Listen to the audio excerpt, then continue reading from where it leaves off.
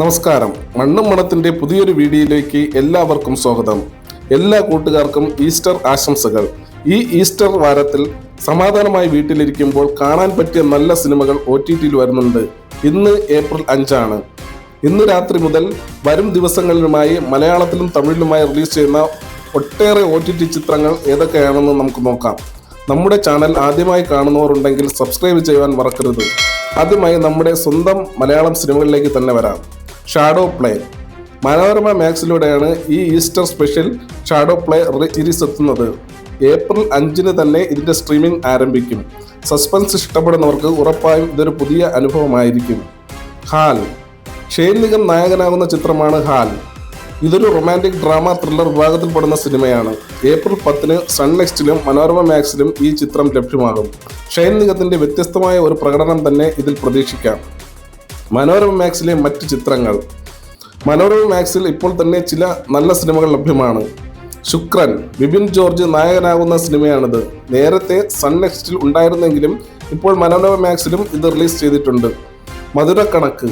ഇന്ദ്രൻ ഹരീഷ് പേരാടിയും പ്രധാന വേഷങ്ങളിലെത്തിയ ചിത്രമാണിത്. ഇതൊരു ഡ്രാമാറ്റിക് കോമഡി വിഭാഗത്തിൽപ്പെടുന്നു. കുടുംബത്തോടം കാണാൻ പറ്റിയ നല്ലൊരു കുഞ്ഞു സിനിമയാണിത്. മലയാളത്തിന് പുറമെ നമുക്ക് പ്രിയപ്പെട്ട മറ്റു ഭാഷകളിലും പല ചിത്രങ്ങളും വരുന്നുണ്ട്.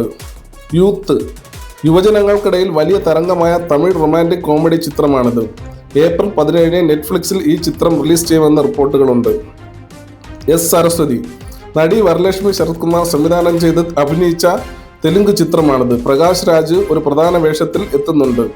ആമസോൺ പ്രൈമിലൂടെയാണ് ഈ ചിത്രം പുറത്തിറങ്ങുന്നത്. പൂച്ചമ്മ. തെലുങ്കിൽ നിന്നുള്ള ഒരു ഫാന്റസി ക്രൈം ത്രില്ലർ സീരീസാണിത്. ആഹാ വീഡിയോസിലൂടെ ഏപ്രിൽ 17 ഇത് ചിത്രം റിലീസ് ചെയ്യുന്നത്. Love policy.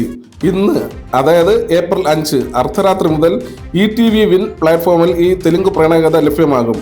അപ്പോൾ ഇത്രയുമാണ് ഈ ആഴ്ചയിലെ പ്രധാന OTT വിശേഷങ്ങൾ. അടുക്കളയും ഈസ്റ്ററുമൊക്കെയായി മുന്നോട്ട് പോകുമ്പോൾ ഇടയ്ക്കിടയ്ക്കുള്ള ഇത്തരം വിനോദങ്ങൾ നമുക്കൊരു ഉന്മേഷം നൽകും. ഇതിൽ നിങ്ങൾ ഏത് സിനിമയ്ക്കാണ് ഏറ്റവും കൂടുതൽ കാത്തിരിക്കുന്നത്?